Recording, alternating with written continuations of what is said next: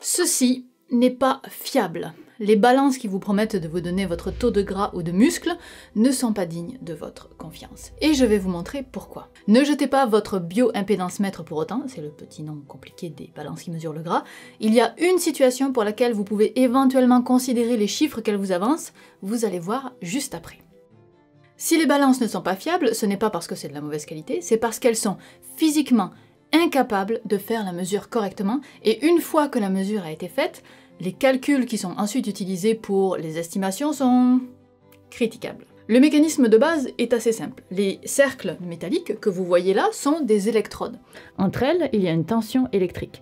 La présence de cette tension induit un courant électrique dans votre corps d'une intensité imperceptible de 0,0008 ampères. Alors les chiffres ne sont pas importants ici, ce qu'il faut retenir c'est que quand un courant passe dans notre pied, il circule dans notre corps et finit sa boucle dans l'électrode au niveau du second pied.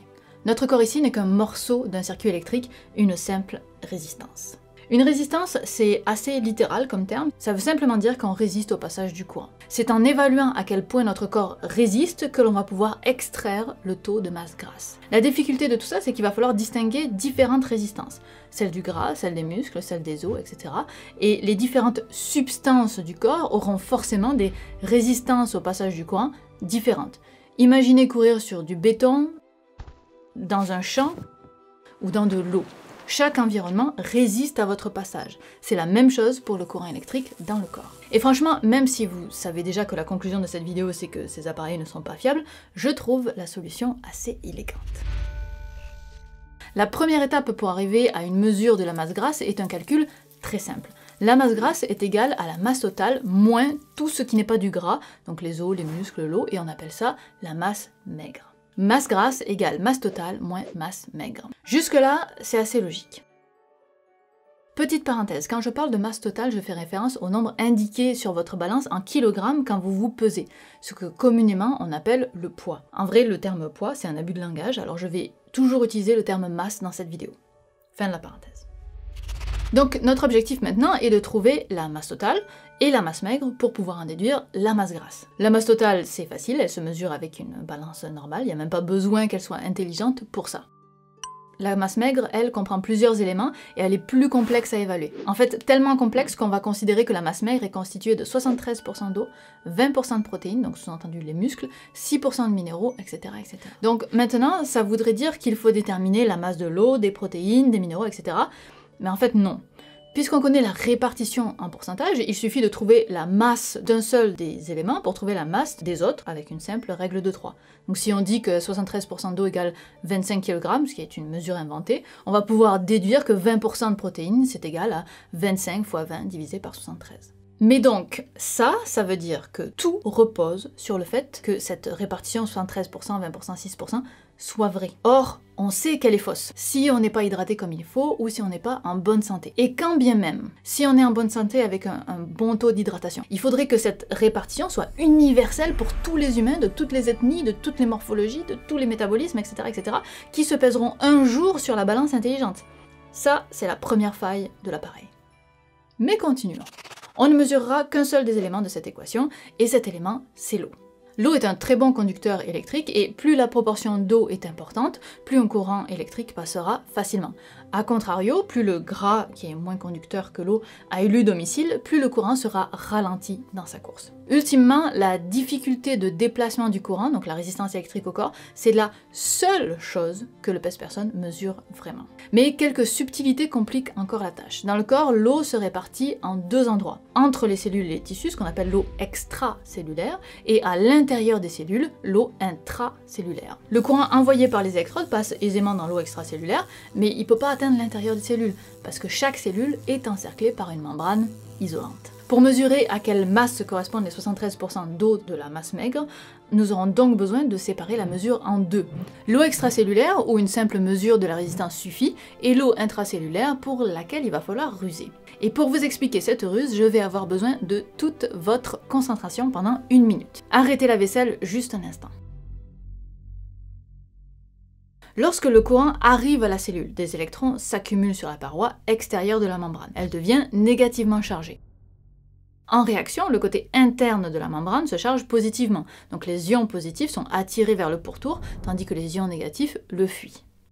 Les deux côtés de la membrane s'attirent donc à l'infini, mais sans jamais se rejoindre, séparés par la membrane isolante. Alors, ça ressemble à une histoire d'amour impossible, mais c'est en réalité le comportement d'un condensateur électrique classique. Et un condensateur, son boulot principal, c'est d'emmagasiner des charges, autrement dit, d'emmagasiner de l'énergie. En fait, les membranes des cellules agissent comme des petites piles, avec une très mauvaise performance, mais ce n'est pas le sujet de la vidéo. Et quand le courant passe, les électrons s'accumulent, mais quand le courant est éteint, ils sont relâchés juste après, comme le ferait une pile que l'on charge puis que l'on utilise. Et elle est maintenant à la ruse. Pour mesurer la quantité d'eau intracellulaire, on utilise un courant alternatif, qui va donc par définition alternativement changer de sens. À mesure que le courant alterne, les électrons s'accumulent d'un côté de la membrane et se déchargent, puis se chargent à nouveau, puis se déchargent, etc. Et ces cycles de charge-décharge des électrons respectent le changement de sens du courant, mais avec un léger retard qui correspond au fait que la pile se vide, puis se re-remplit, puis se vide, mais en décalage. Et ça se traduit par une sorte de résistance au passage du courant qu'on appelle la réactance. Donc on évalue la quantité d'eau extracellulaire grâce à la résistance électrique et la quantité d'eau intracellulaire grâce à la réactance. En électricité, la somme de ces deux valeurs forme ce que l'on appelle l'impédance, d'où le nom de ces personnes appelées des bioimpédance mètres. Maintenant, une fois que l'on a la masse d'eau intracellulaire, l'eau extracellulaire et notre masse à nous, l'étape suivante consiste à extrapoler à l'aide de modèles mathématiques pour estimer la quantité d'eau totale dans le corps. Parce que oui, il y a quelque chose que je vous ai pas dit, mais en fait la balance, elle mesure qu'une partie de notre eau, c'est même pas toute l'eau de notre corps. Les électrodes étant sous chacun des deux pieds, le courant électrique emprunte le chemin le plus court et passe d'une jambe à l'autre, mais sans se rendre dans les bras ni le haut du corps. Ces personnes mesurent essentiellement le chocolat resté sur les hanches et dans les fesses et omettent complètement le double menton. Si vous avez une morphologie à la Kim Kardashian ou Beyoncé, il y a de fortes chances que le personne vous annonce un pourcentage de gras un peu surévalué. Mais donc, puisqu'il ne mesure pas toute l'eau, il faut extrapoler avec des modèles mathématiques. Modèles qui nous sont inconnus, c'est la propriété de chaque compagnie de balance. Et dans la littérature scientifique académique à laquelle on a accès, j'ai l'impression qu'on trouve autant de modèles que d'articles. Je ne pourrais donc pas vous donner le détail des modèles, mais on peut retenir deux choses. La première, c'est que les modèles mathématiques qui font ces calculs se basent sur des données expérimentales. Et c'est une bonne chose. Sauf que les personnes testées pour obtenir ces données sont majoritairement des personnes issues de populations blanches caucasiennes, alors qu'on sait que la composition corporelle varie de façon significative d'une ethnie à l'autre. Par exemple, en règle générale, les populations noires ont une plus grande densité osseuse que les populations blanches et un pourcentage de masse maigre plus important. Si vous n'êtes pas d'origine caucasienne, gageons que les mesures des personnes à impédance mètre ne seront pas adaptées à vous. Deuxième chose, pour faciliter les calculs, les modèles mathématiques sont obligés de faire des approximations et ils considèrent que nous serions un cylindre de densité homogène. Ce n'est évidemment pas le cas. Mais c'est une façon d'extrapoler ce qu'ils ont mesuré des pieds aux hanches à l'ensemble du corps. Ça commence à faire pas mal de limitations tout ça. On a un courant qui passe dans les pieds et qui s'arrête aux hanches, qui permet de mesurer uniquement la quantité d'eau dans le bas du corps, qui nécessite ensuite d'extrapoler au reste du corps en nous considérant comme un cylindre, et en supposant que notre masse maigre est constituée de 73% d'eau, et au fur et à mesure, on arrive à remonter à notre masse grasse totale. Du moins si on est caucasien. Malgré tout, il faut soulever que cette technologie est simple d'utilisation, très peu chère, accessible partout, et honnêtement, elle suffit pour la plupart des usages et des morphologies. En clinique et pour le grand public, on les accepte à titre indicatif, simplement parce qu'il n'y a pas énormément d'alternatives. La vraie mesure de masse grasse, du moins la plus fiable, ce n'est pas avec des balances qui ont des électrodes aux mains, ni avec un pied à coulisse qui mesure des bourrelets à des endroits spécifiques, mais avec des appareils d'imagerie médicale très difficiles d'accès et très coûteux.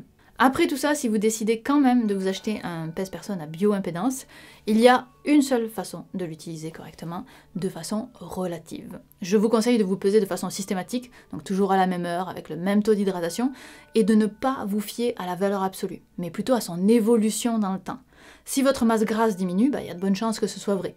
Mais est-ce que vous êtes vraiment passé de 26% à 25%? Ça, c'est un mystère. Merci à tous d'avoir regardé cette vidéo. Si vous avez appris quelque chose, je vous invite à la partager. La recherche pour cette vidéo a été particulièrement difficile, tant peu d'informations sont disponibles de la part des constructeurs qui se gardent bien de communiquer sur leur modèle. Je me suis reposée sur les sources que vous trouverez en description, qui sont des sources du monde académique. Si vous êtes une compagnie de balance intelligente et que vous trouvez que je vous ai fait un faux procès, invitez-moi et expliquez-nous. Cette vidéo est extraite d'un chapitre de mon livre qui est sorti l'année dernière. C'est un sujet que je voulais aussi aborder en vidéo, alors je me suis permis de le faire. J'espère que ça vous a plu. Nous, on se retrouve la prochaine fois.